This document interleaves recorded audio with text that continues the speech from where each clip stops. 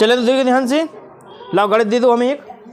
चलो तो सबसे पहले सुनो, इसमें मान ज्ञात करना। तो हम कुछ आपको नियम बता रहे हैं घातों की, कि घात खोली कैसे जाती है, उसका घात का प्रसारित रूप क्या होता है, ठीक है, और घात होती क्या है, घातांक क्या होते हैं, ध्यान रखें।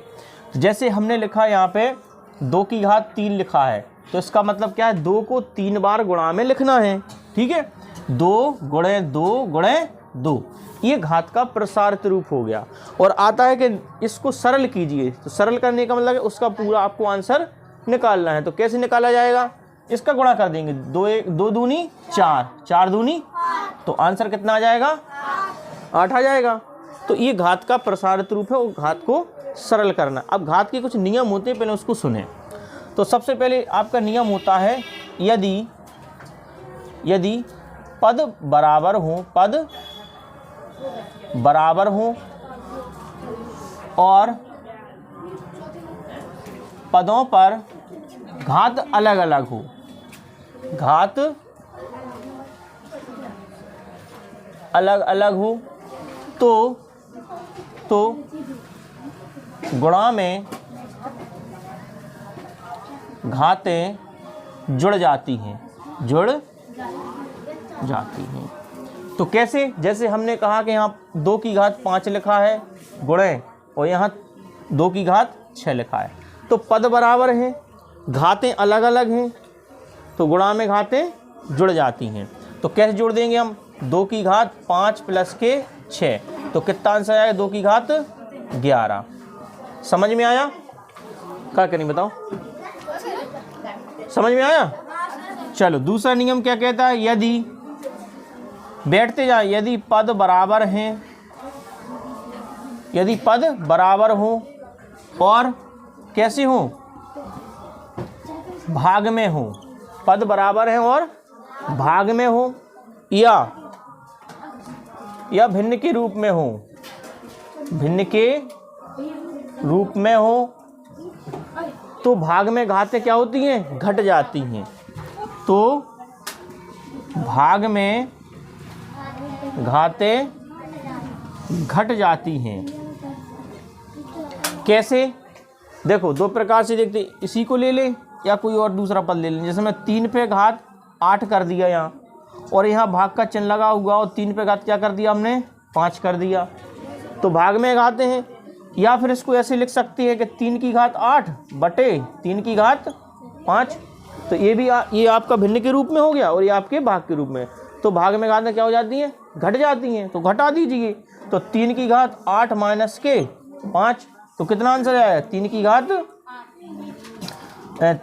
3 आएगा।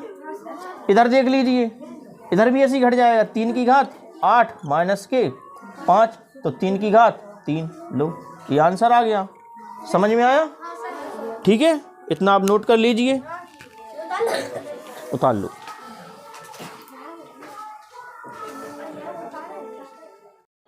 देखो अगला नियम क्या कहता है, अगला नियम देखो, अगला नियम कहता है, यदि किसी पद पर,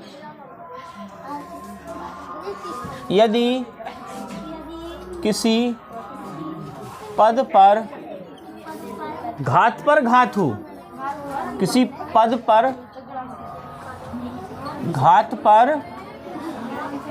घात हो, तो घातों का गुणा हो जाता है, तो घातों का गुणा किया जाता है। बातें ना करें, शांत रहिए थोड़ा। देखो तो कैसे करेंगे, जैसे हमने कहा 5 की घात 2 है और उस पर भी घात लगी है 3, तो घात पर घात हो गई, तो घातों का क्या हो जाएगा, गुणा हो जाएगा। तो 5 की घात 2 गुणे 3, तो 3 दूनी 6 आंसर आ गया। लो एक सबसे इम्पोर्टेंट आपका जो पॉइंट है इसमें, वो देखिए, वो आपको हमेशा दिक्कत देगा, इसलिए पहले ही सीख लीजिए, आपको बाद में दिक्कत ना हो। यदि किसी पद पर घात 0 हो, लिख लो, यदि किसी पद पर घात 0 हो, 0 माने 0 हो, तो उस पद का पूरा मान, उस पद का पूरा मान एक माना जाता, एक माना जाता है। क्लियर है? कैसे? अगर किसी पे हमने घात 0 लगा दी, हमने कहा x की घात 0 तो इसका मान कितना होगा 1। हमने कहा 5 की घात 0 तो इसका मान कितना होगा 1।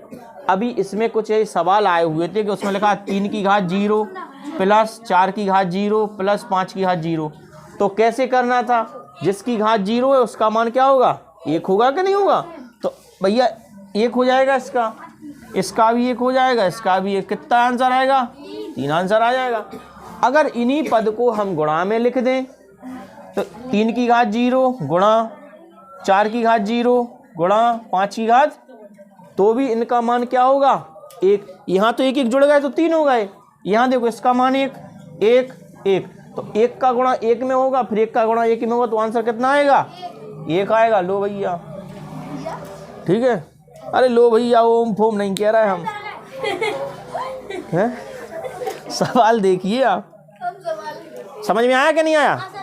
तो अब इसमें और कौन सी नहीं है, तो आप 13.1 और 13.2 आप पूरी लगा लीजिए, और उसमें जो भी आपको दिक्कत आएगी हम आपको बता देंगे, ठीक है।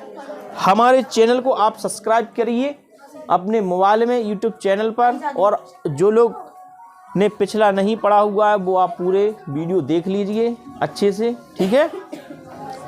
शेयर करो और दम से जितने खूब पाएँ। फीस समझ मिल गई?